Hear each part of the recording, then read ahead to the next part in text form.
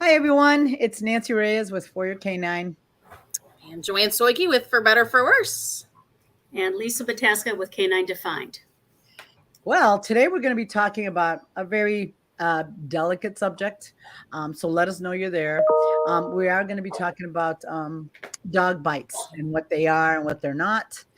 And what we're really going to be discussing about dog to human and dog to dog and the levels of dog bites. Hi, Melanie.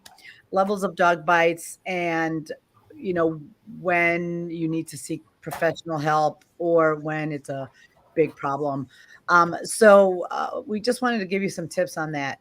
We aren't going to talk about how to fix it all the time, but maybe more prevention, I guess, is kind of what we wanted you to take away today from the day, because there's a lot of it. There's so much information about this that we'd be here all night.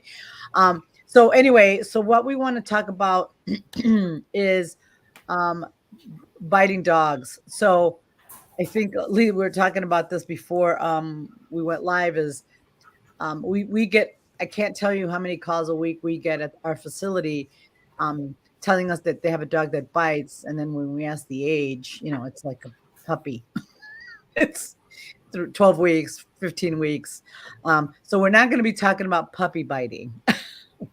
That is normal, and it's not. I mean, you can there have I've had puppies that have had some issues that with biting, but we're not talking about puppy nipping or anything like that. We're talking about more along the lines of aggression when it's a bigger problem.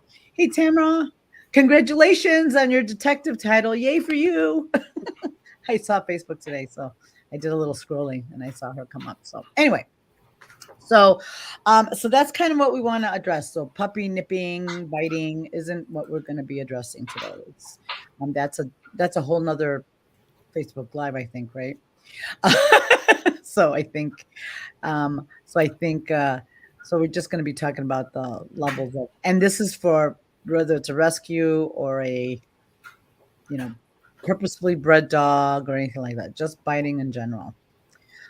So we're going to be, and we're going to also be talking about Dr. Dunbar's level, levels of bites and all that, because some people say, oh, he really is very aggressive, and aggression is, unfortunately, it's very, uh, you know, It's thrown around a lot like love. Truly, I mean, I think a lot of times we, classify what aggression is. And, when we work with those cases, you're like, what does that look like? Because I need more information, because what I consider aggressive may not be true aggression. There might be displays of aggression, but there's a difference. Yeah, right. So and that's what I mean. You're right. It's thrown around like, yes, like love. And and also the bite, it's like, it was a very severe bite. Well, how severe was it really? Right. And their circumstances and all that. Not that there's an excuse for it, but um, some bites are caused by overexcitement and arousal, which is not the same as aggression. So, not that that's okay, but um, that's part of that's probability, right? In some cases, so you want to be clear about what caused the bite in the first place. Um, and I think we were all talking, biting or getting bit as a dog trainer is not a badge of honor. That is not, you don't, if you have a dog trainer that gets bit a lot, I would say they're having a little trouble reading dogs. A little bit. A little bit, because you shouldn't be getting bit if you kind of if you can read dogs well, because you can usually see it coming. You don't usually have to get bit to know it, that it came out of nowhere, because of that's usually what we hear from our clients, not from other dog trainers. Because any of the bites I have sustained over the years have been before the set of dogs I have, um, breaking up dog fights. Yep. Those are the ones I have sustained dog bites that way. From my own dogs breaking up a dog fight, not from client dogs, right? And the biggest one was 10 stitches from trying to keep my male from killing my female dog. So, um, so that's if you have a dog trainer that gets bit a lot, you might I'll want to. I'll tell you my bite story with my favorite breed, Australian Shepherds. So I remember I was assessing this dog and the lady was telling me that, he's around kids. And I was like, okay. And I was really tired that day. So that is the bad part. And I remember I went to go turn my back to pick up some treats from the table. And when I did that, the fearful Aussie came and nailed. I swear to God, my whole butt cheek was in his mouth. I could not sit on the toilet for at least 2 weeks. It hurt so bad. And she's like, "Are you okay?" I just sat and pressed my butt against the table. I'm like, "I'll be fine. I'm good." But then I went home and I swear I could see, and it was all bruising. There was no punctures, but it was a full mouth. You could see it went all the way to the back of the mouth. Like he had my whole cheek in his mouth. And it was so quick. I was like, oh my God. I was like, well, wake up. Hello, Lisa. Yeah. That was terrible. Yeah. Definitely not doing aggression cases when you're tired. Bad idea. Bad idea. Absolutely. But you just want to make sure it doesn't happen all the time. That was a big lesson for me. I think as dog trainers too, it's rough. Like you can't give people too many instructions, right? So the last time, I had a client that I got bit 3 times, and they weren't bad, but it was 3 times up my arm. And it was this shepherd that I had seen as a youngster. Imagine a shepherd. Finally, it's not a Doberman, but right. It's a shepherd I had seen as a youngster, and he's really afraid of people. And right, she had some family stuff going on, and so she took a big break, and she comes back, and the dog, and she just let the leash go. And I was like, no, right? And he just went wham, wham, wham. And then he comes right back to her, and it happened so fast. She's like, did he bite you? I'm like, yeah, he did. Right? But I think it's noteworthy, right? I feel it. About just how fast dogs can nail you and do real damage if they want to. Yeah. I think too, when we work with these dogs, right? I'm always hesitant. They call me and say my dog bites. I'm like, okay, when I come over, you're going to put him away first. I mean, you go into these cases and it is scary. You're like, please, okay, just be on guard, be aware. You kind of got to talk yourself up a bit because there is always a possibility of potential bites. Because even if you're good, they have the dog like Joanne at the end of the leash. And I can't tell you how many times I've walked up to that. And I'm like, maybe you want to put the dog in the house. I'll meet you outside first. Yeah. Because people do think that just you have to see it. You have to see it to believe them. Yeah, it's like a lot of people. It's like, well, they think you have some kind of special powers. It's like, no. You still got to put the dog away. You still got to put the dog away, and you still got to. So, going back to what Joanne says, giving very explicit directions can't be stressed enough, right? Because it's like, do this, do that. I'm like pretty. I just had a little Aussie that was fearful that I. It's like, hold on to the end, but the fluffy biter. She was great. She did exactly follow directions perfectly. So life is good when that happens that way. So, and it was a great thing. But it goes to show you just how people don't read dogs, because I remember I said, why would you let go of the leash when he was barking at me? I just thought he wanted to say hi to you. I'm like, no, not. He's barking on 2 feet, like lunging at me. That's so, but like really, when you think about it, I don't think she was, being malicious at all. I really think because we had a past and the dog was okay with me the last couple times we had worked together, she figured he'd be fine now. And that is so not the case, right? Yeah, right. So yeah, that's anyway. So so we've all had our share. Lisa and I, sometimes ignorant is bliss. Back when we started For Your Canine or For Your Canine came to be, we did an incredible amount of behavior cases and a lot of aggression, human and dog to dog. We did it for many years. It was almost all we did for a little while there. So I'm glad we I didn't realize all of that, truly, because I was like, oh, this is just something you do as a trainer. And now I'm like, that's not normal. no, we did an incredible. However, uh, thinking, we sometimes we reminisce and it's like, oh my God, we were dumb, Oh, but but we actually we weren't because we were very good at what we did, and we learned a whole lot in that short time. We learned a whole lot about aggression and all that. So because we saw it all day, every day for years.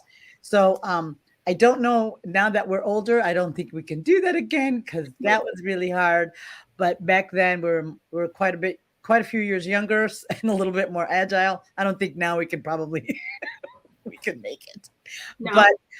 But yeah, and it's just what we did. You're right. We didn't know that that was weird. And so anyway, so we still like we, all three of us deal with aggression issues. We still all deal with it, but at a different it's different, and now we're all a lot better at it. So it's not as nerve-wracking as it used to be. It's you just know, you just kind of know it. It becomes very Well, I organic. think too, we do a lot. I mean, I know Joanne and Nancy, you probably do a lot more vetting in terms of a lot more questions asking, like how frequently has the bites happened? How bad were the bites? Just different information, a lot more information. So we are more equipped going into situations like this. But I think also we were dealing a lot with rescue dogs as well, which, it's hard to know. Mhm. Yeah, it's hard to know 100% what their history is other than their behavior. And yeah, it was pretty crazy. And Lori, no, I don't go in wearing Kevlar because We don't have any. one, I don't. But actually, I mean, I know it depends, right? If it's a highly serious, I'm not taking a dog who has seriously injured a person. I'm not doing it. I don't have that in me. I don't feel that is within my expertise. If I see it in a rescue dog or a dog who is in need of a home, it is not a dog that I would personally, morally, ethically feel safe in placing. So I would not place that dog. So, but other dogs that are in homes that have had histories, we talk, as Nancy and Joanne have said, we find out information. We do a lot more vetting, and then we try to set the scenario up where we can see the behaviors and see what's going on to determine why. What is the cause first before you address how to handle it? Right. Yeah, because we always want to find out. So the first thing with any kind of behavior issue, but specifically biting, why is the dog biting? Right? Because here's the thing, dogs have other options of behavior that they can do before biting.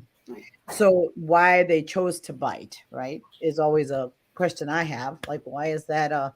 Why did they could have run away? They could have done a lot of other things. Many dogs go through similar trauma and they never bite, versus other dogs go through less trauma and that's the first go-to is biting. So you always want to find out the why of the biting, right? And then the severity of the bite, and then we can kind of assess at that point. And this is what we're going to talk a lot more about, is the severity of the bites. So I promise we're not going to show any gruesome pictures because I don't want to. So we've seen enough firsthand to, kind of be okay with kind of trying to explain it, unless we'll show you a picture, but it's not going to be, promise it won't be a gruesome picture. But I wanted to kind of talk about I don't know. What do you think, you guys? Should we talk about the ladder of aggression first? Yeah, I think so. And then talk about, I think too, remember from a biological or nature standpoint, like Nancy said, they have the opportunity to do other things. Can you move away, right? Can you freeze? Fight, flight, freeze, all those, they can do that. But if they choose to aggress, and bites do hurt a lot. A lot. Yes. But in this, Nancy has pulled up the canine ladder of aggression. I don't know if you can. Yeah, it's not really big. Hold on. Okay, hold on. Let me. But it kind of gives you all the steps of what happens. But dogs don't read that. They can skip steps. Or Yes. progress through them so quickly you don't notice. Right. No, it's still not big enough. Let's see. It's really not big. Let's see. Let's try this. Maybe I can make it. Is that better? Ish. Yeah, ish. Oh, go back. Do it again. Let's see. Yeah, it's not really. So we can. Well, let's see. How about that? No. So we'll send you guys we'll send you guys a link to it, but there's so many more steps, and this is why we go over learning how to read dogs, because it so matters so much, right? If you can read some of the earlier signs, you can maybe avoid, right? You can avoid the bite, avoid the situation. So do you want me to kind of talk about what it is? So at the bottom of the ladder, it talks about yawning, blinking, licking their nose, turning their head away. It's avoidance, right? Turning their body away and sitting or pawing, picking up their paw. They can walk away. The ears are creep back, and this is kind of going up. And these are just some signs of it. Standing crouched with their tail tucked under. They'll lie down or have a leg up sometimes. Then you start getting to the more serious stuff where they're stiffening up and staring. Then you get growling, then snapping, then biting. So I'm going to put the link to that for you guys, so you have it. So this is why learning how to read that bottom part is important, and also how you can, with some well-meaning trainers, can help the dog skip some of those pieces, right? They can skip the yawning, turning away, the avoidance, and that's where people say, "Oh, it came out of nowhere." Not really. Doc kind of told you. Joanne, can you talk about how we can what are some of the ways you've seen people get rid of that? Oh my God. She's talking about the foster dog that I have right now. And it's, he was deemed aggressive. He's fearful, right? Mm-hmm. And so he growled and tried to get away, and clearly didn't have that option, right? And so, I don't even know. I wouldn't even call it well-meaning trainer, but a trainer, told them to get, if you guys watch the dog fighting, our walking video where we're giving you options to get a dog away from you, we talked about that air can. It's air can pet corrector. Okay. Advise them to get one of those. And now behind his head, where he didn't even see it coming, right, to basically correct, the growl, because that was inappropriate. And so it's just like, there's so many different aversive ways, right? We yell at them, we scruff them, we put a prong collar on them, you cause pain and uncomfortable things to get them to stop growling, right? And then they sure do stop growling. So is it it's a Rottie or a Rottie mix or something? They called him a Rottie mix. I honestly, seeing what he's like, I think he's an Aussie Shepherd mix, and that's what he looks like to me.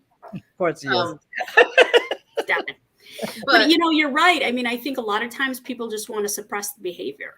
Yeah. And the problem is if you suppress the behavior, it's going to explode out somewhere else. Mm-hmm. Yep. And when it explodes, watch out. Right, because all that stuff before the growl is a lot of information. So that's why when people say it came out of nowhere, it's like, no, it didn't. You just corrected the and I have to say, control and plus.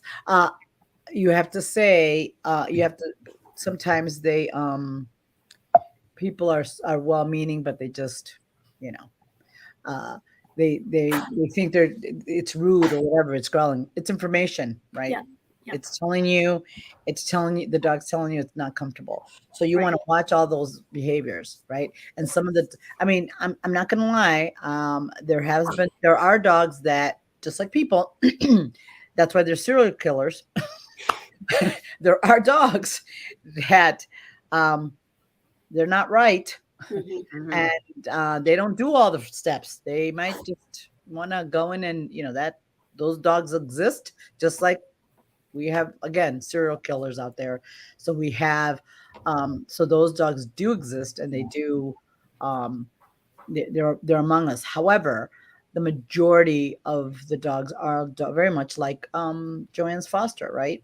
They're just worried and scared, and we just make it worse by what we do or don't do or whatever like that. So, yeah, I think just to mention though, right? Just you said it, but just to drill it in, they are pretty darn rare, right? yes. So like I know in my whole career, I've had one, and literally the hair on the back of my neck stood up, right? I mean, that dog, they look into your soul and they're like, you need to die. And you're like, okay, you put the dog behind a gate or something, right? But I mean, it was instantaneous. Like you go cold. And so when right, the true aggressive cases, they're not, the serial killer dogs are really pretty darn rare. So and I'm just reiterating that. Yeah, and that is, she's absolutely 100% right. I have had maybe 3 walks through my doors in my whole career, which is, and we've seen hundreds of bite cases and stuff. So 3 of the real ones that are, you know what I mean? It's like she said, it's like looking to the eyes of a shark, right? It's like there's nothing there. And in rescue, you see them a lot more often because that's where the serial killers go, is to jail. But in a training situation, you don't see them that often. Yeah. It was a nervous dog on a prong walking into class. And usually what it is that the owners aren't recognizing what's happening at the time. And I think the person was more oriented in having a discussion with somebody else and not noticing the behavior of the dog.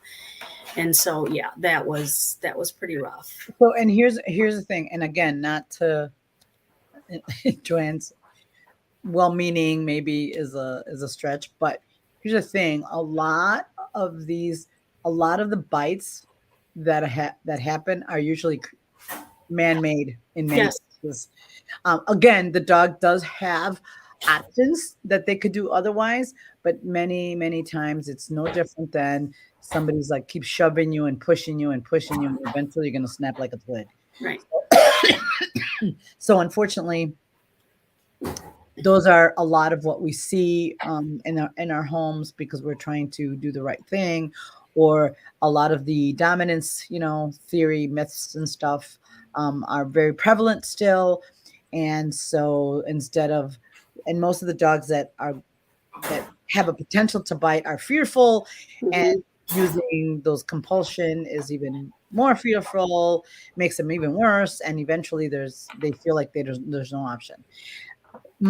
Now, mind you, I've also had to, I've had those cases come to me, and the dog has had some big bite. We have somebody that's counter surfing behind you there, Lisa. Yeah, I know. And even though the pay no attention to the dog in the back, he's like, we've had many cases that the dog has bitten and has a bad a history of it, and it's been perpetuated so badly that the right answer is to euthanize the dog, right? And again, it's hard because it was of no fault of the dog. It was just circumstances, and good, bad, or otherwise, it's still a danger to the greater good, right? So here's a question for you guys. And I'm curious, like when you see dogs with bite cases, are you finding them within a certain range? So, right, like 5 months to say 3 years. Are you finding these dogs at a certain particular age, or is it? They're usually more adult. They're the 99% are over eight. They're over one for sure, and Sure. many of them are over two. They're already sexually mature adult dogs, right? So I was doing something with Dr. Chris Pockle, and he was talking about adolescent behavior and development, and he had made a comment, and I'm paraphrasing here, about like when people start to try to suppress behavior or use more corrective or coercive methods when they're younger, then you start seeing that inhibition kind of change and you exacerbate all the behaviors, which is really interesting. I mean, it totally makes sense, right? When they're sexually mature. Yep. Right. And then neutered, just sexually mature. Right. And so, and because of all that, because of the way the adolescent brain development is happening, and then plus you throw in the hormone piece of it, it's really interesting to see how that works. And I've just wondered, like in the rescue community, because most dogs are given up between those ages, like about 50% of them are at that age because they're doing something that they don't like or whatever the case may be. But I mean, in private practice outside of rescue, I don't see the same situation. Usually you'll see the behavior has had a history before you start actually getting to address it, when the most appropriate time would have been way beforehand if people understood some of the behaviors they were seeing were more fear-based or what have you, rather than going in with, guns a-blazing to correct the behavior. Yeah. So Jennifer and Erin have some good thoughts on. So she said she has a dog that's fearful. She has never bitten anyone, just lunges and snaps. Had an issue with a vet assistant who wouldn't listen as she described her behavior, and as a result, my dog snapped at her. Then she listened. It shouldn't have had to be that way. For that reason, I've become quite protective of my dog in order to assure that the threshold is not even reached. Yeah, Jen, that's especially when you have a dog that has that potential, hasn't really bit, but pushed into a corner would. And it's really hard because a lot of dog trainers, veterinarian, vet assistants, and groomers, they deal with a lot of dogs, which is great. But it does become, after a while, oh God, I hate to say it, and maybe you guys can have a better way to say it. Almost like an assembly line. Yep. So they're not really looking at the dog's behavior. They're just getting through what they're supposed to get through, and that's why they can make those mistakes and they can get bit, right? Well, there's the program, the Fear-Free Certified program. There's one for shelter, one for vet, one for trainers, and so forth. I actually went through for the shelter situation, and you had some pretty good information about that. And that might be something for veterinarians or vet assistants and even trainers to look at doing, just to get to understand how to do it. But with that in mind, I understand certain things have to happen, like nails have to get done. I'm not going to sit there and wait forever to counter condition and spend my vet's time trying to work on counter conditioning, the dog to put its head in the thing to be able to do whatever. And there are ways to do it, and I get that. But realistically, I'm having a hard time people teaching their dog to crate train. I mean, that, Get me started on that. I know the whole handling thing is a whole nother issue. And I think, some of it is like, how do we get realistic about some of those things so that people can understand? But so one thing you could do, Jen, is tell the vet tech what to do. Toss treats, whatever, you can give them directions what to do instead of explaining what your dog does. It says, hey, my dog's a little nervous. Can you do this? Can you do that? Is one option. The other option is muzzle train your dog. I muzzle train all my dogs. And I muzzle train all my dogs. And I muzzle train my dogs, and not that I have to all the time, but I definitely would use that if I needed to, right? Mhm. But definitely think about what do you want her to do, and that might be another way to look at that.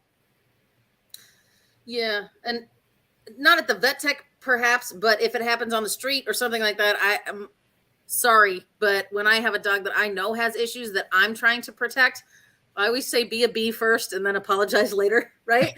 So, I mean, I might snap at you, I might yell at you, I might, use my body to get you out of the way, and then I'll be like, listen, I'm really sorry, I didn't mean to be rude, but you have to understand, right? Because it's like if you can interject and stop that from happening, right, the dog then starts to put more trust in you that you got their back and you're not going to let it happen, as well as, right, the dog doesn't get to practice that behavior to people as well. So it's twofold. So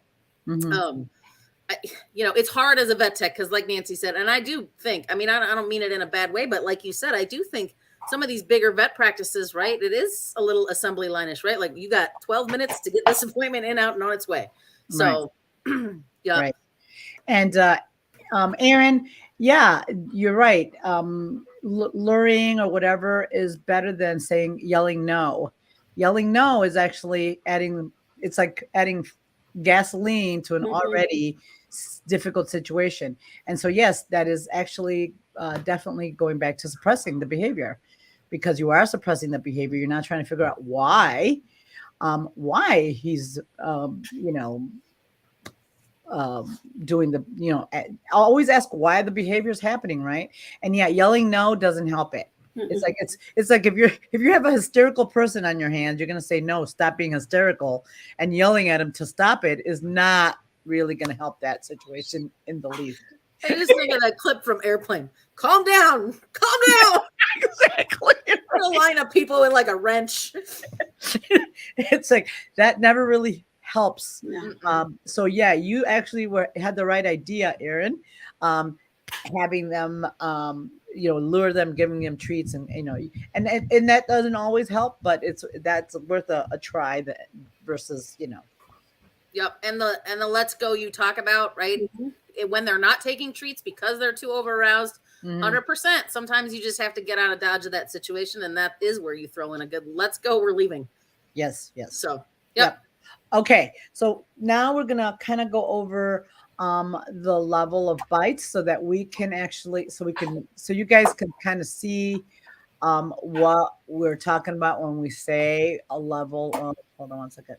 When we talk about the bites and what that is. So hold on, let me share my screen. Are you looking at Dunbar? Yes.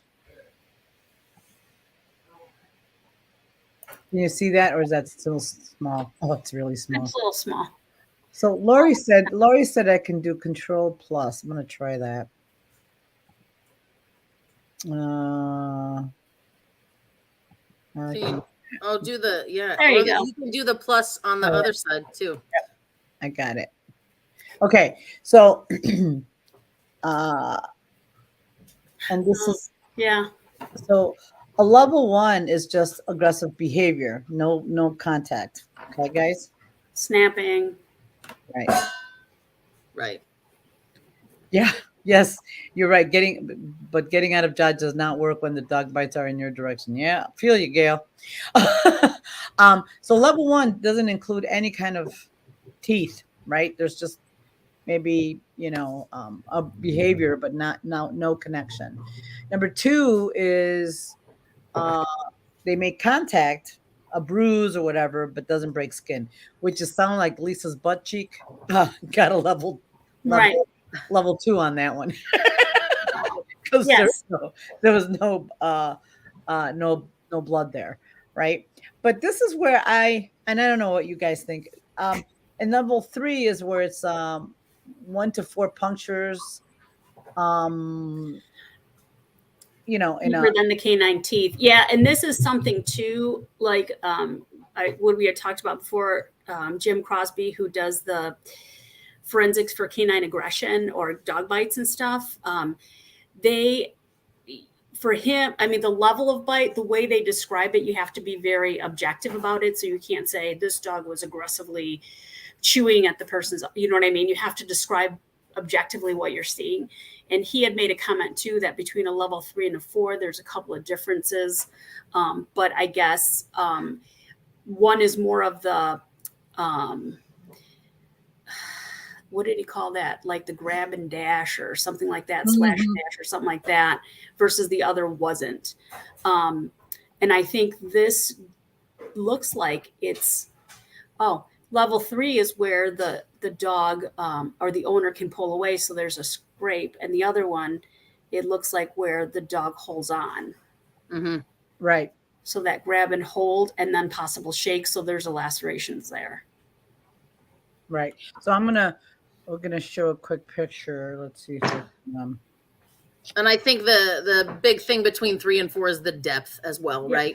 So the poor Scottish Terrier doesn't ever get a 3. So I don't know if you guys know Scottish Terriers, and the length of their canines is insane. Yeah. Right. Okay, let's see if I can get the picture. And I think something else to mention, and when we went to Michael Shikashio's aggressive dog seminar in Georgia, the average bite case settlement is $55,000. So if a dog bites a human being and that person takes that person to court, that's your average cost for settlement on that. And didn't they say in 21 it was only 18,000? Yep. So it's increased. And I will tell you now a lot of insurances are coming down on rescues. If there are bites coming on, they're losing their insurance. Yeah. So that is a level 2. No, level 3. 3. Yeah. 3 bite. Because it's pretty bruised and it looks pretty gnarly, but it's not there's not that deep bite marks, right? so still a level 3 bite is a pretty significant bite, right? So a level, and this is for people, and we're talking specifically for people, you guys. We're not. So that's a level 3. So a lot of bruising, and there's some teeth in there, but it's not as not very deep, right? So that's a level 3. If that just gives you, the reason we're showing you the level 3 is so that you can kind of see, you can put in perspective what that looks like and what that means, what that is. Okay, a level 3 bite is this, right? Which it is very painful, and it looks, but it's God, I hate to say it. I don't want to say it's not too bad, but it's not the worst, right? Not the worst. Nope. It hurts really like not. It's not. Yeah. It's not the worst, but it, now. I'm sure it hurts for a while, but yeah. Oh yeah. Yeah. Yep. Yeah, and then of course we're not going to show the pictures of the rest because yikes, because that we don't want to do that. That we're not here for the gruesome twosome effect there. And then a level 4 would be more punctuals, much deeper, and you know what I mean, where there's lacerations. If the dog hold on and shook, and that's a pretty significant level 4 bite is pretty significant, right? And then level 5, of course, is multiple bites, because many of the bites we deal with it's a bite and then they release, and they, but if you have a dog that keeps coming in for more, that's a pretty significant problem, right? Level 4 bites are multiple, they can be pretty bad. And level 6 is just, so, and as per here, as this level 1s and 2s comprise, and that is true, comprise the majority of the incidents. And I know I could say for me, that's the majority I've got. I have had a level 3, quite a few level 3s over the years. But it's really tough when that happens. And a lot of times, the prognosis, like they say, the prognosis isn't good. I have dealt with 1 or 2 of the level 4s. And those are basically, you guys, for me to talk to the client to tell them that the dog really can't, you know, be be a pet, right? You got a bigger situation. So while I've dealt with the level 4s, it's not that often. Majority is usually for me, it's from a 1 to a 1 to 3 is usually what I deal with, right? Yeah. And Stephanie says, we had a dog that wasn't wired right. It was a Dane, which, oh man, like the bigger the dog, right, the more damage, guys. I mean, they did all their training classes. He was solid on leash, but made really bad decisions on his own. We knew something was wrong. We were on a waiting list for a board and train. So glad you didn't do that. When he bit a kid, he knew, thankfully in the arm, level 3 or 4, held the bite and shook fiercely. Yeah, she says, I feel he needed to be euthanized. I think all 3 of us here would 100% agree with that. Yep. Right. Now, and it's not just, it's not just one thing. The grab and shake, that's scary enough, but a kid he knew without provocation, right? It's like, yeah, that's not a safe dog to have around. You know what I mean? So I would say you made the right decision if that's what you did. Yeah. So Tim, I have a study that was, and sad, and I'm gonna preface it with dog breeds. I'm gonna preface it with this: the reason there's more pit bulls is because there are more pit bulls around, right? So not because they're the worst dog ever or anything like that. It's just that there's more dogs. So according to fatal dog attacks, 65% were pit bulls, 10% were Rotties. Sadly, that's your breed, Tim. 4% were almost 5 were Shepherds, then mixed breeds, American Bulldogs, and incredibly, it's so interesting that Huskies make that list. But Dobermans aren't on there. I just want you to know that.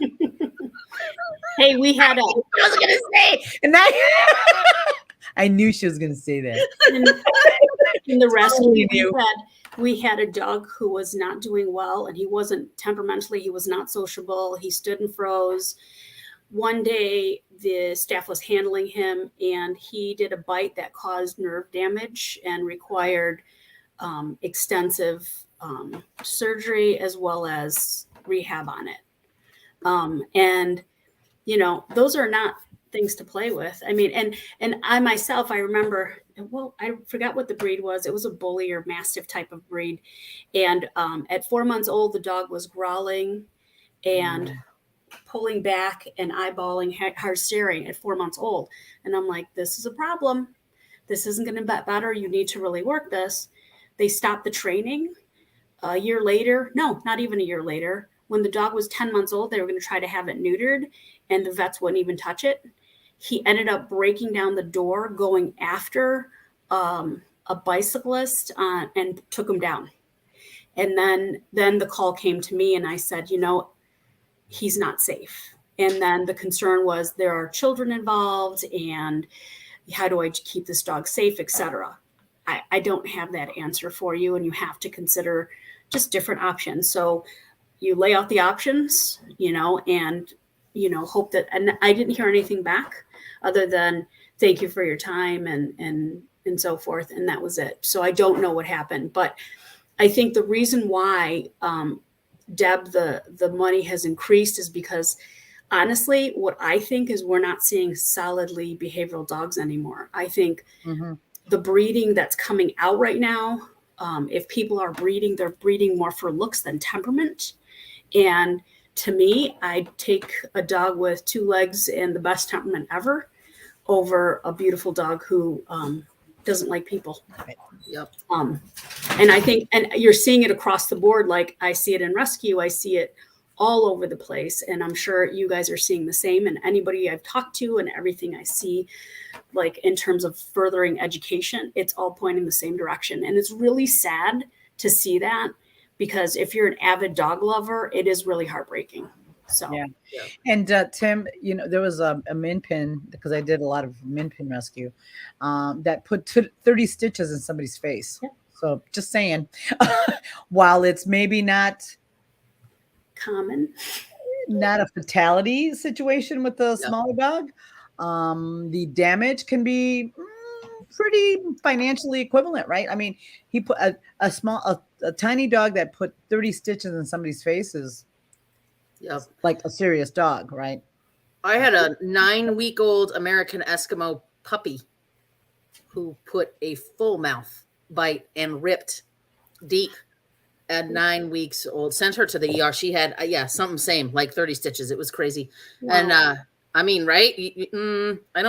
I don't really think that's fixable. Like, do you know what I mean? Right. And she's Agreed. like, I'm not putting down a 9-week-old puppy. And I was like, I'm Mhm. happy to work with you, but you got to understand what you got here. If they're willing to bite that hard, I mean, why? And she goes, no reason. I was just petting the dog. I'm like, yeah, see, like no reason. So that's not Right. getting better. Right. And I think I recently had a case, and this is what makes me very, very sad. They adopted a very young puppy. He was 8 weeks. I worked with her for a year. And the dog was not improving. And you know, I, I had to be the one to tell her the answer is euthanasia, because Yep. medication didn't help, and nothing helped. And sometimes it's nothing that they did. It's nothing that anybody did. It's just Right. who the dog is. Right. And like she said, like Joanne said, there's breedings. The breedings are just not. They're not thinking about it. They're breeding for looks. They like dogs because they're cool looking. And then I'll be honest. I have a shepherd, and they're like, we're going to join the shepherd club, and there's and not that all shepherd clubs are like this, but many of them use a lot of adversive because they can take it. And back those of you who are a little older, remember back in the day that movie, The Doberman Gang? That was a very popular movie in the 70s. And back then, that was all Keeler method, and lots of reports about, the Dobermans were turning on their owners while they were turning on the training.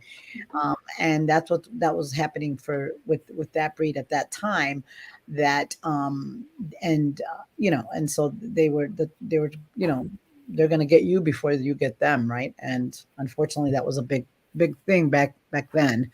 They would turn on you. I'm like, oh, I don't think so. And it was not, now if you put it together, knowing the breed so well and knowing the training methodology, some dogs will be okay and some dogs are not going to be okay with that. Right. So Amy Steinbeck had brought up, you guys are killing me. I started with Eskies. Her biting is how I got into dogs and training.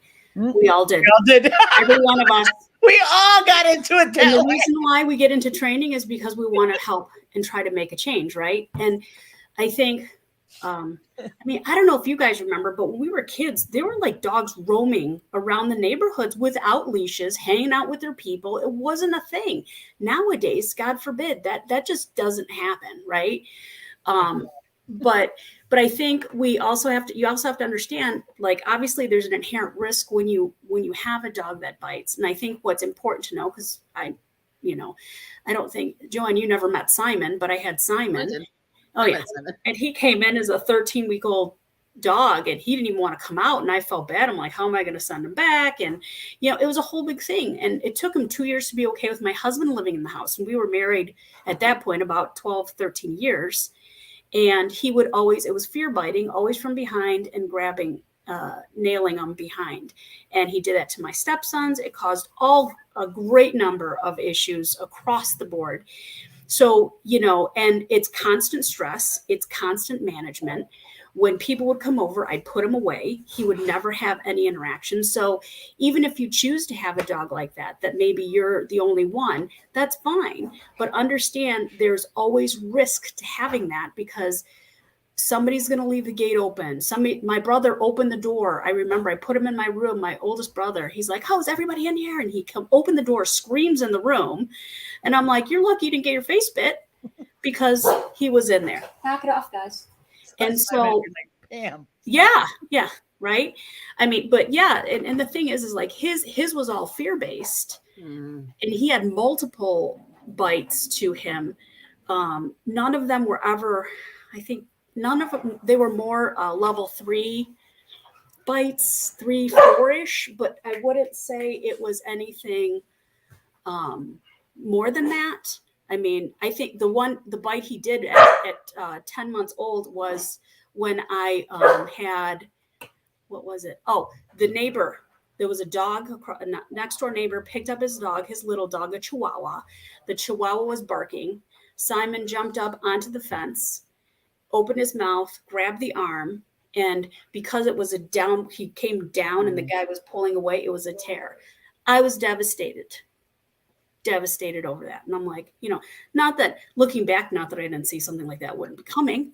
I mean, now I know, right? But those are things, there's always risk to it and you do your best. But also know the dogs that have harsher mouths or cause more damage quicker and they escalate up to a harder bite faster, I don't trust them.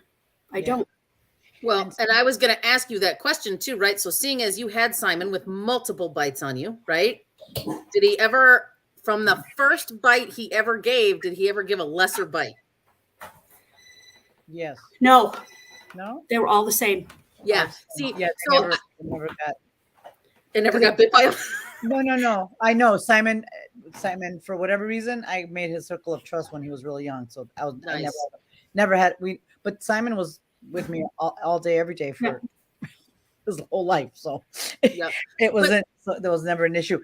Yep. But I think some of the bites were a little lesser because Lisa was a little bit on top of it. Yeah. The first couple were new, but after a while she was able to, manage it. And yes, you manage it, right? And then there's things where you go to places. And I remember one time I had a head collar on him. I preferred the Halti because I tried other stuff, the harness, forget it. And at that point, muzzle training wasn't a thing years ago. And so I just managed it and had him on the Halti. And he knew, he was smart. Oh my gosh, he was so smart. He knew things. Just because they bite people doesn't mean they're not smart. It just means they don't like people, right? So I remember I was at the doctor's office getting his meds. And this one lady's like, wow, he knows a lot of tricks. And I'm like, yes, he does. And then she's like, well, it's too bad he pulls mom around. I'm like, oh, no. Don't mistake that. That's because he will bite. And then she stepped back and I'm like, thank you. Good choice. So, but those are things, right? And I will tell you, my life right now is so different that I don't have that same stressor of having a dog like that in my home. Yep, it is really stressful. And I don't think people understand that. Mm-hmm. Unless you've lived it and you take it super seriously, he did an air face snap to my niece and she was maybe 5. And I was like, oh, because I was bit in the face by a dog. That was my fault, but it doesn't matter. I was bit.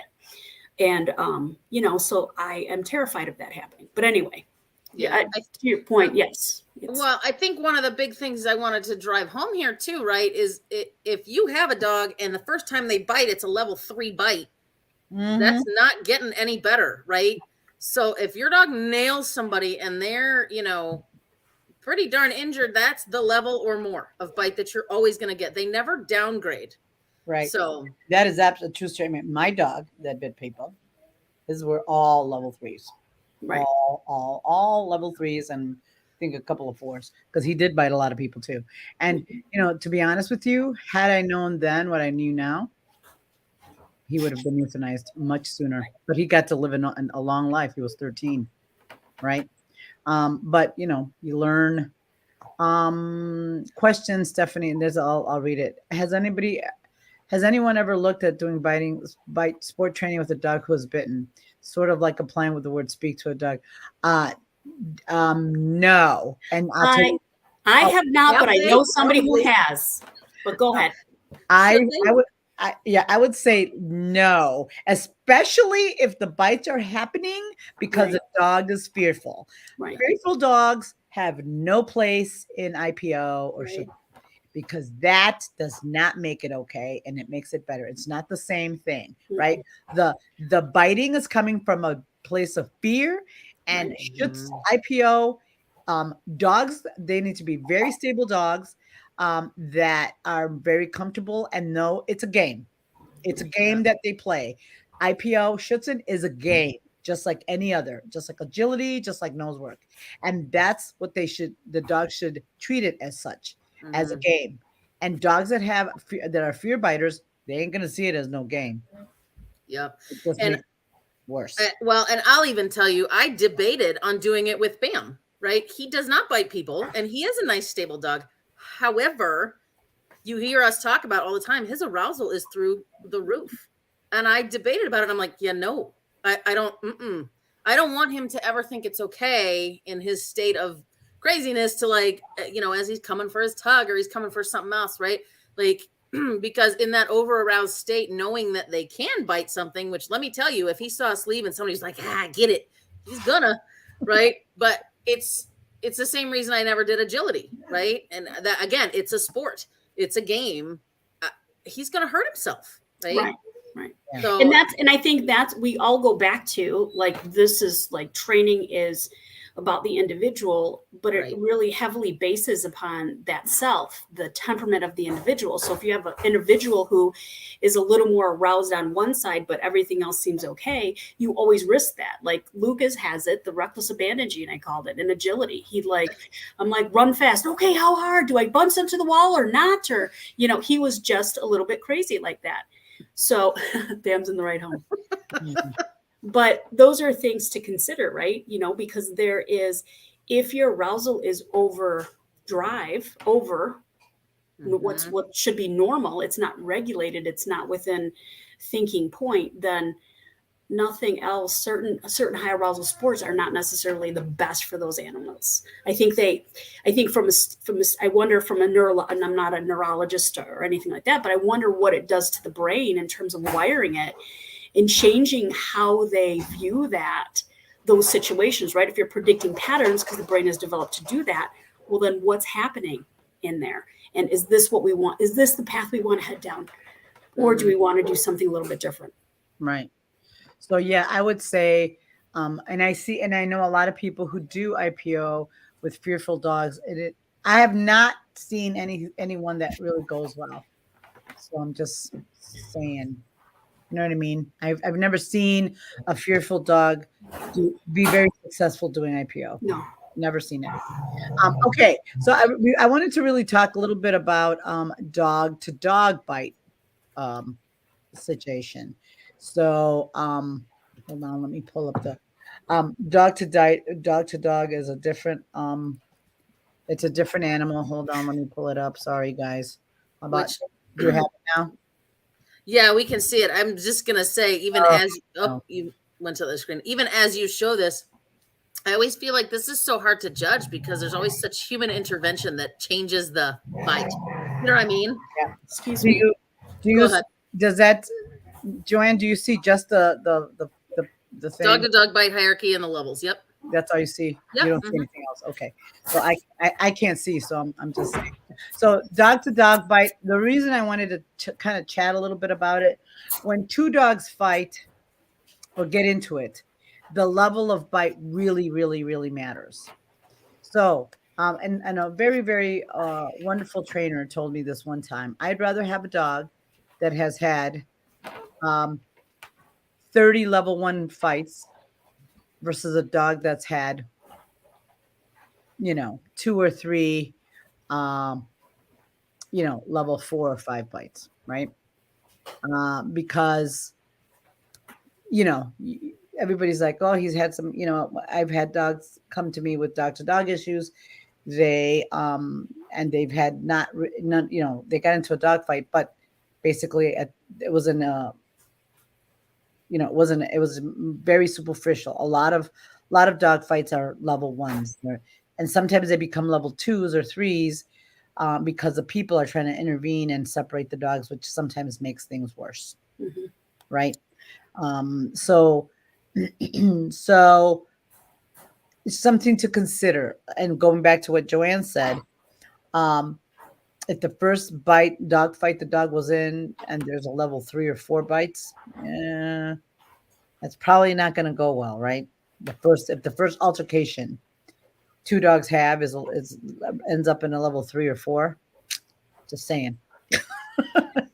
Yep. Before when we started, we talked about a case that I had, and it was a young dog, rescue dog. When I saw her, she's not super confident, blah, blah, blah. They called me originally because their dogs were having fights. And I don't, you guys get these where you get calls with acclimating dogs to the home, et cetera, et cetera. So in this case, they contacted me and I said, I need to see video of this dog because he was older. So I suspected because he was older, there might've been something physical that maybe he wasn't interested in engaging with her, what have you. And she was kind of playful, but pushy. Playful-ish, I guess. And so they had a big fight. Mom and dad got involved. Both got bitten. Mom got bitten to the point where she went to pull away clearly, and there was tendon damage with the bite as well. And then, but I looked at the dog. They've adjusted some things. I met her today, and she's just like kind of a nervous dog, not really certain. And I don't know if you guys see that too, right? It's almost like the more nervous they are, the kind of, I don't know, willing to take it to a different direction, so to speak, it's kind of interesting to me. And I don't know what the correlation is or if there's any studies in regards to that, but they want to make it stop. They want to make that scary thing stop. And sometimes, certain, if they're trying to make whatever's scaring them go away and stop. So you do, and people do it too. Yeah. We'll go to drastic measures to make whatever that scary thing is stop. Right. Yep. But like in this case, what's crazy about the fight, the dogs didn't sustain the worst injuries. The people did. Yeah. See, and I'll counter that story with a young shepherd that I was see a shepherd again. I'm getting you guys back for all your Doberman stuff. You guys, hey. So it was a young shepherd. I think I got her at 4 months old. And by 5 months, I'm like, this is like, you just start stacking on some of the things that are like, that's not great. Well, that's not great either. And so I'm like, this is going to be a real tough placement on this dog. And I had a senior Doberman at the time. And for whatever reason, I was letting them out. And they had been out for 3 months, right? Because the dog's 7 months old now. And my Doberman came out and I just saw the shepherd fly past me. And I just knew in the body language, right? In three human steps it took me, she had tackled my Doberman. And by the 3 steps, I grabbed her, I tossed her in the house, I shut the door. My Doberman had 22 puncture wounds, and she was ripped from her hip all the way down to her hock, right? 33 staples and 3 drains. And that was in 3 steps, guys. That is how fast that happened. She would have killed her, right? And unfortunately, that was her end, right? Because I can't place that dog safely. So, it's when we talk about the levels, and I see this too in human stuff and in dog stuff, right? It's good to know why, like Nancy addressed early on, right? Why does the dog feel the need to bite, right? But, you have to understand these things. Dog is a little different than dog human, but if they're willing to do that kind of damage to either a dog or a human, that's a serious liability, right? And I think we need to not make excuses of like, oh, I was just breaking up a fight and now my tendon's on the floor, right? Like, I see that a lot in rescues if they're fighting with resident dogs, right? Oh, well, he didn't really bite. I mean, I was just breaking up the fight. Yeah, I get that. But, it's different if you got a little puncture wound or, I mean, even a little forgiving on that, breaking up a dog fight if you're putting your hands in there. But, when you get the level Lisa talked about, that's not. And it's the intention. So right. Here's the other thing, you guys, as Joanne says, the intent of that shepherd was to kill that Doberman. Right. Because of the level of, and it doesn't matter that you're right there. A lot of people say, well, because I get conversely, well, if I wouldn't have been there, I would have, it would have been worse. No, because being there, being near does not guarantee that the dog's not going to do some damage. The intent matters. So some dogs, if the intent is just to is a scuffle, that's what it's going to be. I don't care if you're 20 feet away or 2 feet away. Yep. If the intent is to hurt whatever that other thing is, it doesn't matter if you're 2 feet away or 20 feet away. It's gonna happen. So, and that's why, and then and the level of the bites, like usually when I get the behavior cases, did somebody end up at the hospital or at the vet? That gives me a lot of information as to what I can do or not do. And that helps me be clear and helpful to the client or the foster or whatever it is, right? So it's one of those things. And going back to them, some dog fights do happen because the dog is not feeling well or is aroused, and those are different. Those are case by case, right? So that's why, and usually if it's over arousal or if it's pain, sometimes those are usually end up being a lower level bites anyway, because they're just like ow, and you get a air snap or whatever. So and this goes back to piggyback on the workshop we did on breaking up dog fights. You guys should be prepared to be able to do that if you have multiple dogs. I know I do, even though my dogs are all kind of wimpy now, but and like Lisa said, we live in I live in a much more harmonious home. I don't have to worry about it. But still, you never, somebody could be, as they get older, not feeling well, whatever. So just because right now everybody gets along doesn't mean it's all, you can't always take it for granted, because sometimes that might change over time. So having two personal dogs in a bad fight. Yeah. Been there, done that, Kim, a lot. I had two dogs that fought constantly, and they lived to be 12 and 13. And I just, yikes. I wouldn't do that again for sure. I know. I think we've all done that, right? And then it's like, you're like, I'm not doing that again. I somehow made a stupid choice, but mine just don't like each other. They've never fought. But yeah, right. They're not, you don't have like. They would, but yeah. But it would, yeah, but it's not like because they never got to do it, it's helpful, right? Right. I'm not worried somebody's going to die. Right. Right. So, and also you learn a lot. That's why it's like, it was a tough life, but you learn a lot and you don't.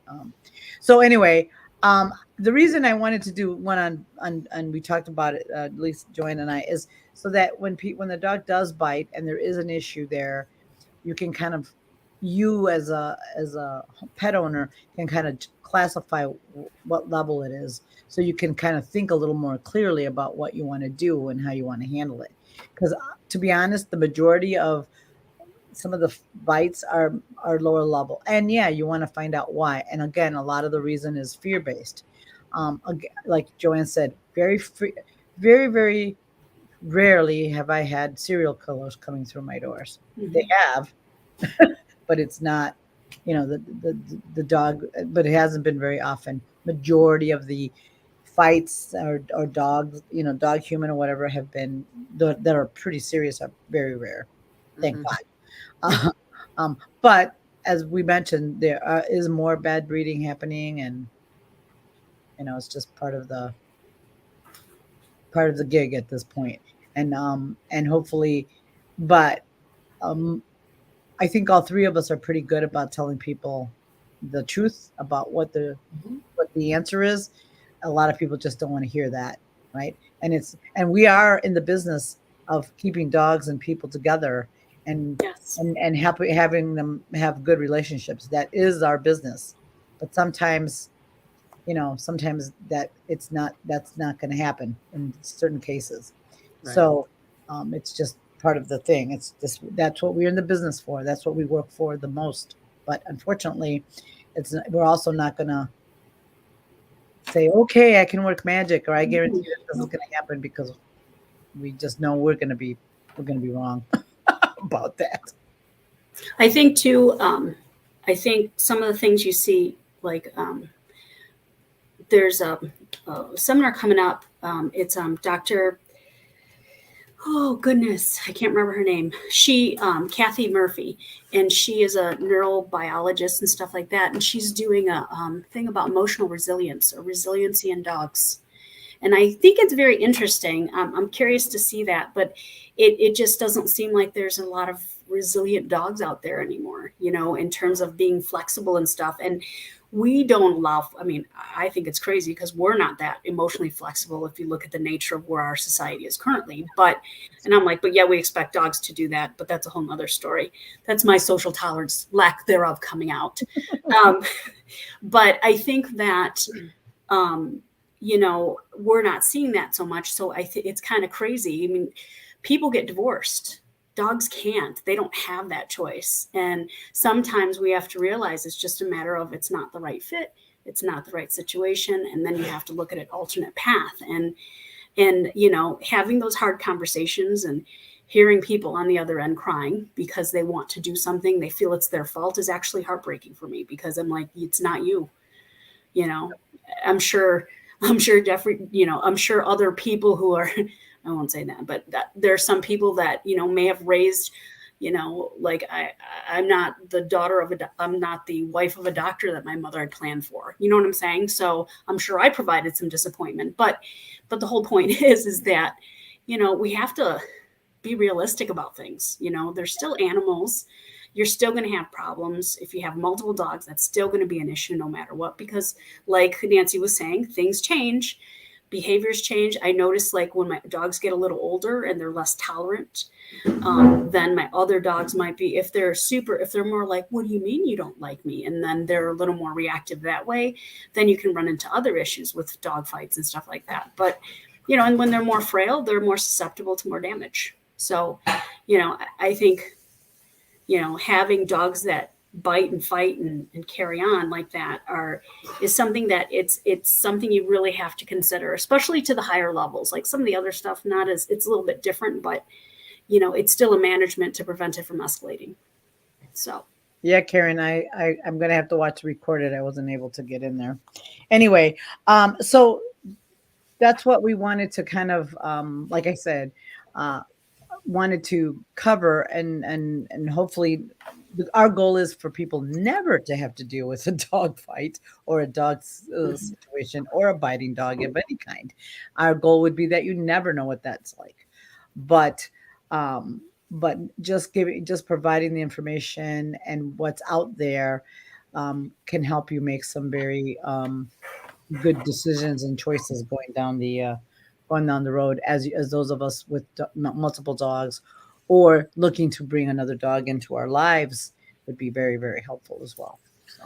Yeah. And don't forget, if you're dealing with a biter and it's starting to become, I don't even want to use the word frequent, because you should seek help before it becomes frequent. But right. I mean, that's when you find a trainer. If you're dealing with a dog who's doing more than, air snapping, or, if they're making contact, more often than not, go get some help. See what the real cause is, because maybe a trainer can tell you and it's not what you think it is. So right. And don't live it. I've had people come, oh, it's been a problem for years. I'm like, right. So they've been practicing that bad stuff for a long time. So, yep. So definitely, you can never get in soon enough when you have those kind of problems. Right. Yep. All right, all. Thank you for listening in and jumping in and asking a lot of questions, because that helps us know, what you want to know and what we can do to keep bringing you more information. Because, these topics are long and very involved. We're covering stuff in a really short time, so hopefully you're getting enough out of that. So anyway. Have a great night. Thank you all. See you all next week. Thanks, everybody.